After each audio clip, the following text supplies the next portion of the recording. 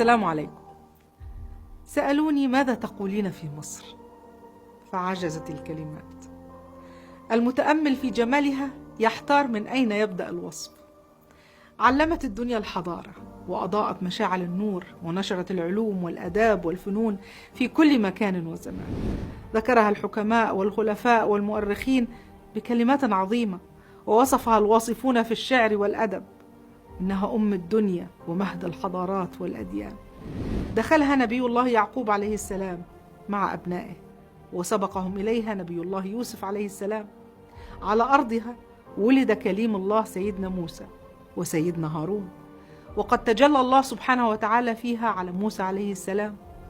شرفت مصر بأنها آوت سيدنا عيسى عليه السلام وأمه السيدة مريم بنت عمران في الرحلة المقدسة. وطوال تاريخها تعرضت مصر لحروب وضغوط واستعمار ومحاولات من أعدائها ومن الطامعين فيها والمتربصين بها، لكن لم ينل أحد منها ومن شعبها أبدا ما أراد.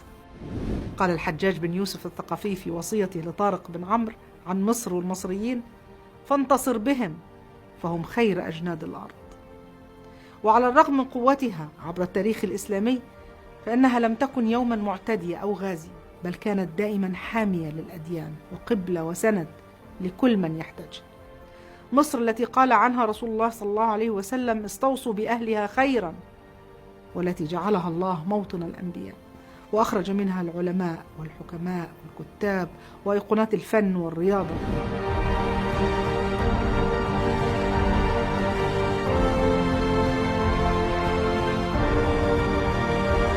لعجب أن تكون هي مصر التي نراها اليوم بمكانها ومكانتها، فهي نتاج تلك الحضارات وتجارب السنين التي صقلت الإنسان المصري بخبرتها وتجاربها ليكون صامدا أمام الرياح العاتية وتقلبات التاريخ.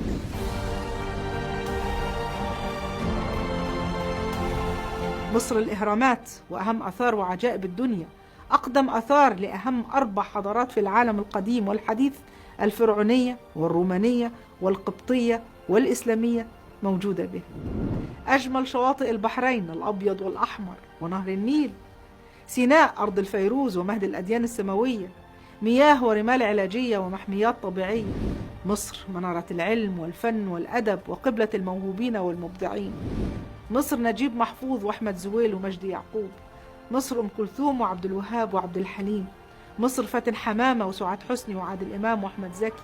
مصر الخطيب والحضري ومحمد صلاح.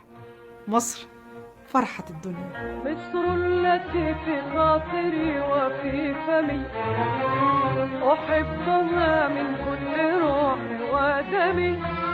شعب الجدعنة والطيبة والكرم والمحبة والسلام. مصر بلد الأزهر الشريف، قبلة العلم وشعاع نور الوسطية والاعتدال.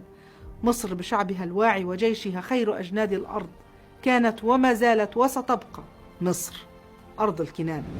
ورغم صعوبات الحياة وظروف وصراعات العالم التي تزداد قسوة، إلا أن مصر قادرة دائما على تحقيق طموحاتها وآمال أبنائها كما كان عهدها طوال تاريخها.